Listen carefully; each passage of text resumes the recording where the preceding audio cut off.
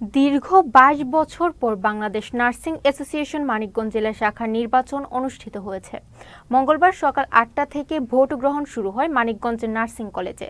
মোট ৫২৪ ভোটারের মধ্যে প্রার্থী হয়েছে ১৫ জন। এর মধ্যে সভাপতি পদে ২ জন, সহসভাপতি পদে ৩ জন ও সাধারণ সম্পাদক পদে ৪ জন প্রতিদ্বন্দ্বিতা করছেন। কর্তৃপক্ষ জানান, সকাল ৮টা থেকে বিকেল ৪টা পর্যন্ত নির্বাচনে ভোট গ্রহণের কথা থাকলেও সার্ভারের কারণে পরবর্তীতে নির্বাচন কমিশন সময় বাড়িয়ে সন্ধ্যা ৬টা পর্যন্ত করেন।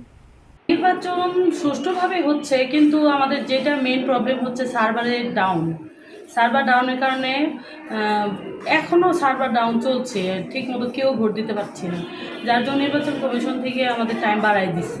৮টা থেকে ৪টা পর্যন্ত ভোট হওয়ার কথা ছিল, সুন্দর মতন ভোট চলছে, কিন্তু মাঝখানে আমাদের সার্ভারের প্রবলেমের জন্য মূলত ভোটটা হচ্ছে না।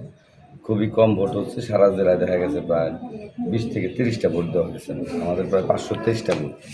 নির্বাচন সুষ্ঠুভাবেই পরিচালনা হচ্ছে এবং কোনো অপ্রীতিকর ঘটনা এখন পর্যন্ত ঘটে নাই। আর নির্বাচন ৮টা থেকে শুরু হয়েছিল, কিন্তু আমাদের সার্ভার প্রবলেমের জন্য আমরা বেশ প্রায় ঘন্টা ২ ভোট গ্রহণ করতে পারি নাই।